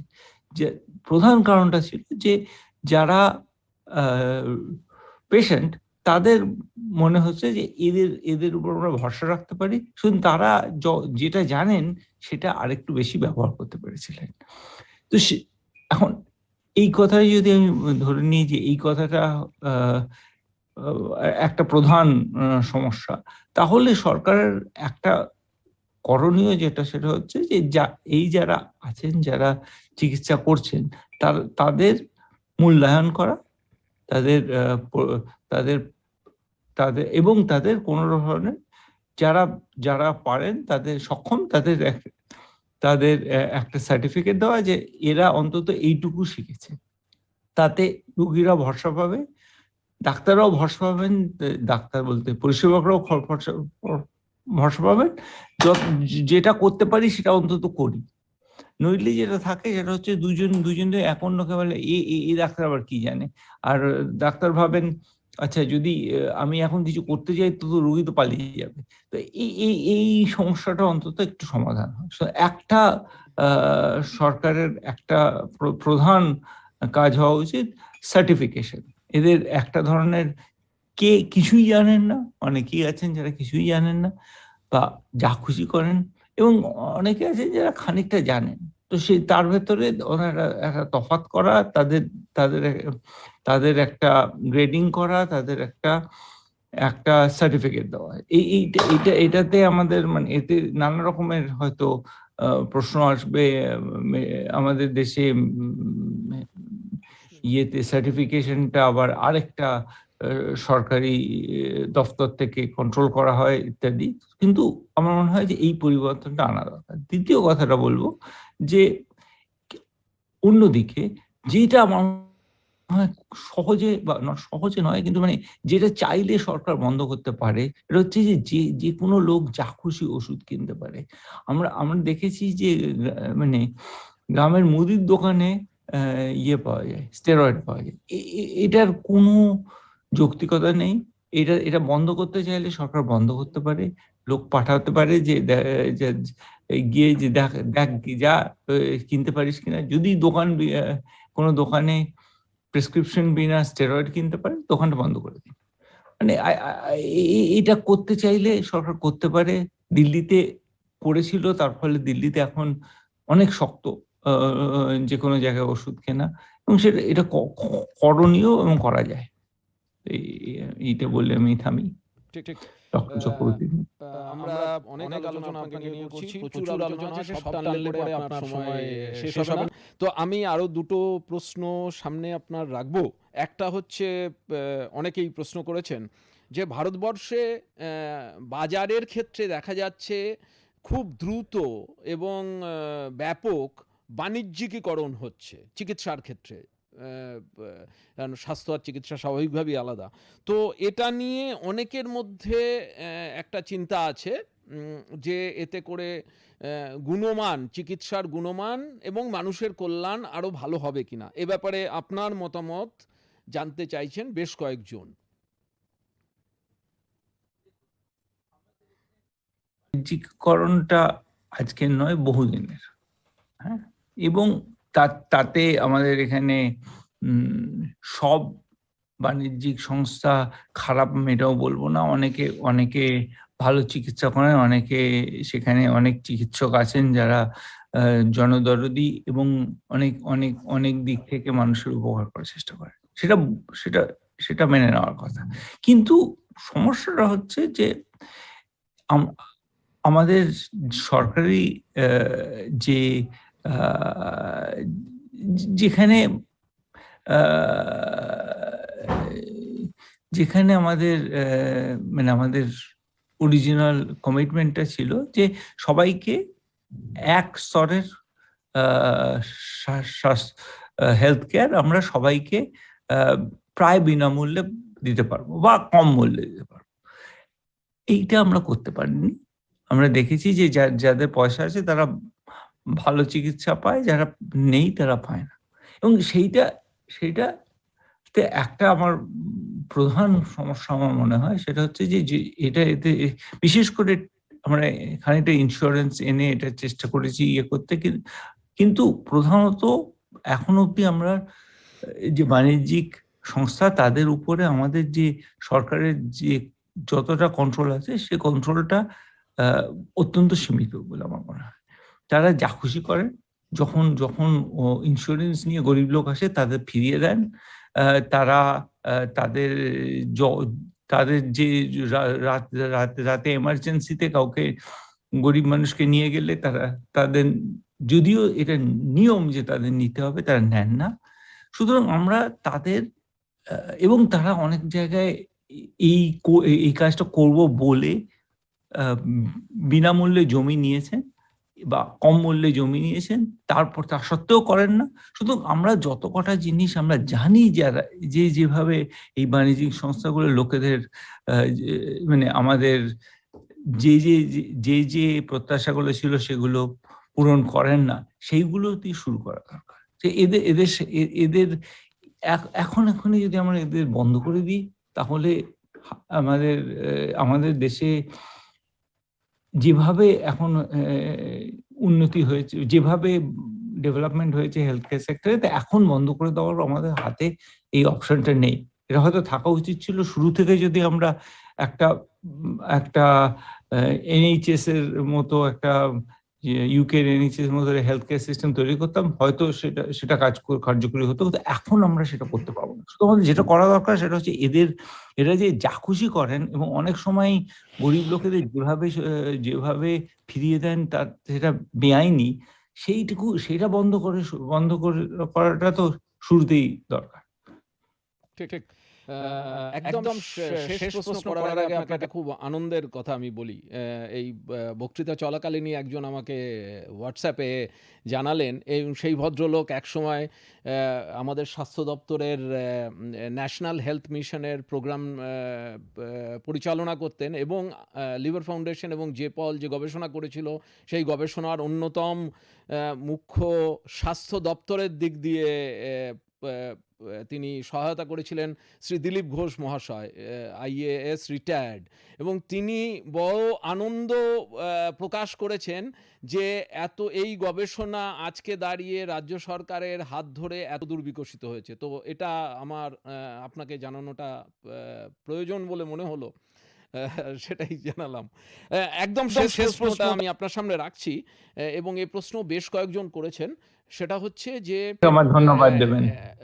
পঞ্চায়েতের ব্যবস্থার ভূমিকা সামগ্রিকভাবে গ্রামের স্বাস্থ্য পরিষেবাকে আরও সংহত করার ক্ষেত্রে ত্রিস্তরীয় পঞ্চায়েত ব্যবস্থা আরও কিভাবে উপযোগী হতে পারে।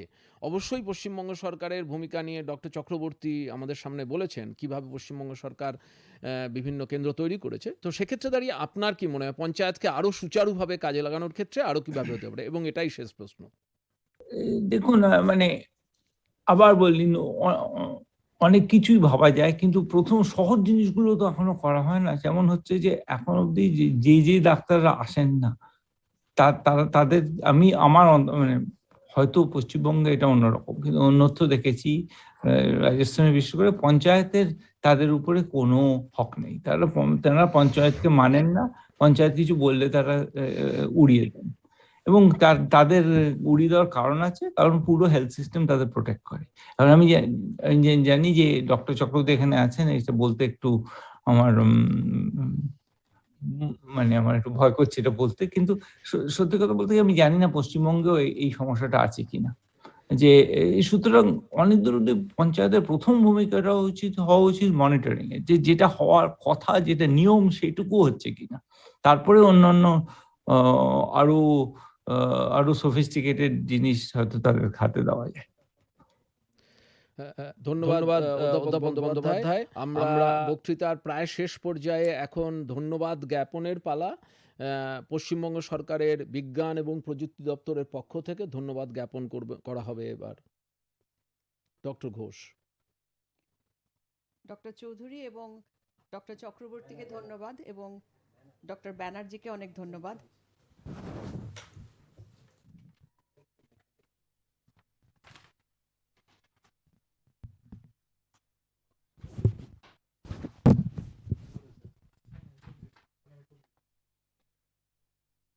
নোবেলজয়ী অর্থনীতিবিদ অধ্যাপক অভিজিৎ ব্যানার্জি, বিভাগের মাননীয় মন্ত্রী ডক্টর রত্না দে নাগ, প্রধান সচিব শ্রী অনুপ আগরওয়াল IAS, বিশিষ্ট বিজ্ঞানী, অধ্যাপক, গবেষক, ছাত্রছাত্রী ও অন্যান্য দর্শকবৃন্দ, বিজ্ঞান প্রযুক্তি ও জৈব প্রযুক্তি দপ্তরের পক্ষ থেকে আনুষ্ঠানিকভাবে ধন্যবাদ জ্ঞাপন করার সুযোগ পেয়ে আমি অত্যন্ত আনন্দিত। প্রতি বছর আমাদের বিভাগ বিজ্ঞান ও প্রযুক্তি কংগ্রেস আয়োজন করে তরুণ বিজ্ঞানীদের মানবমুখী গবেষণায় উৎসাহ দেওয়ার জন্য। তো কোভিড অতিমারি আমাদের সারা পৃথিবীর মানুষের জীবন জীবিকার প্রতি একটা বিরাট সংকট তৈরি করেছে। তো এই সময় আমরা বিভিন্নভাবে নতুন নতুন পথ খুঁজছি। তো আজকের এই পরিপ্রেক্ষিতে আমরা এই প্রশান্তচন্দ্র মহলানবিশ স্মৃতি বক্তৃতার আয়োজন করেছি এটা ভার্চুয়াল মাধ্যমে, যেখানে আমরা পেয়েছি নোবেলজয়ী অধ্যাপক ব্যানার্জিকে, অন্যদিকে সারা পশ্চিমবঙ্গের বা ভারতবর্ষের মানুষ তার সঙ্গে ইন্টারাক্ট করতে পাচ্ছেন। এটা একটা অভাবনীয় সুযোগ নিশ্চিতভাবে। তো বিশিষ্ট অর্থনীতিবিদ অধ্যাপক অভিজিৎ ব্যানার্জির ভাষণ এবং তার এই উপস্থিতি আশা করি আমাদের যে তরুণ গবেষকদের দারুণভাবে উৎসাহিত করবে এবং আমরা যে অসংখ্য প্রশ্ন যে আমরা পেয়েছি সেটা তার দিকেই একটা ইঙ্গিত দেয়।